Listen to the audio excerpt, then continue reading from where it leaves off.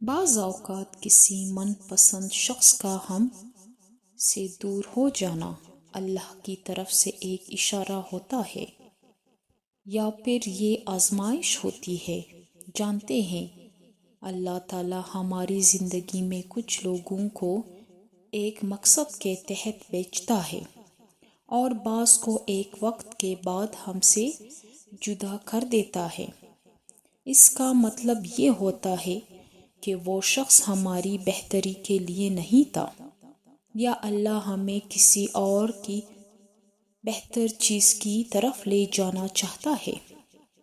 قرآن و حدیث میں یہ واضح بات کی گئی ہے کہ اللہ تعالیٰ وہی کرتا ہے جو ہمارے لیے سب سے بہتر ہوتا ہے، چاہے ہمیں اس کا فہم بعد میں ہو۔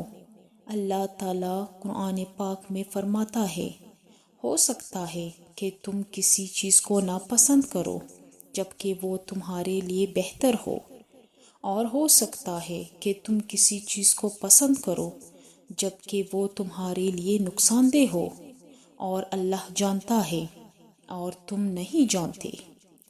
جب کوئی قریبی یا پسندیدہ شخص دور ہو جاتا ہے تو یہ اللہ کی طرف سے ایک آزمائش بھی ہوتی ہے تاکہ ہم اللہ پر بھروسہ کریں، صبر کریں اور اپنے تعلق کو اللہ کے ساتھ مزید مضبوط کریں۔ شاید اللہ ہمیں کچھ سکھانا چاہتا ہے یا ہمیں کسی اور بہتر راستے پر ڈالنا چاہتا ہے۔ حدیث میں آتا ہے، جب اللہ کسی بندے سے محبت کرتا ہے تو اسے آزمائش میں ڈالتا ہے۔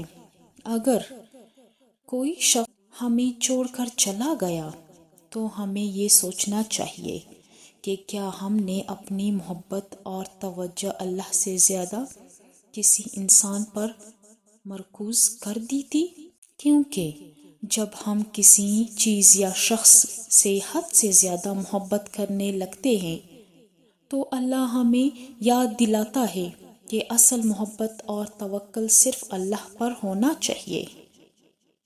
امام بن قیم رحمۃ اللہ علیہ کہتے ہیں، جب تم کسی چیز کے کھو جانے پر بہت غمگین ہو رہے ہو تو سمجھ جاؤ کہ تم نے اسے اللہ سے زیادہ عزیز رکھا تھا۔ بعض اوقات یہ ہمارے اپنے گناہوں کا نتیجہ بھی ہو سکتا ہے۔ قرآن میں اللہ فرماتا ہے، تم پر جو مصیبت آتی ہے وہ تمہارے اپنے ہاتھوں کی کمائی کا نتیجہ ہوتا ہے، اور وہ بہت سے گناہوں کو معاف بھی کر دیتا ہے۔ یاد رکھیں، جب اللہ کسی کو ہم سے دور کر دیتا ہے تو یہ اس بات کا ثبوت ہے کہ وہ ہماری بہتری چاہتا ہے۔ اس پر بھروسہ رکھیں کیونکہ وہ ہمیشہ ہمارے لیے بہترین فیصلہ کرتا ہے۔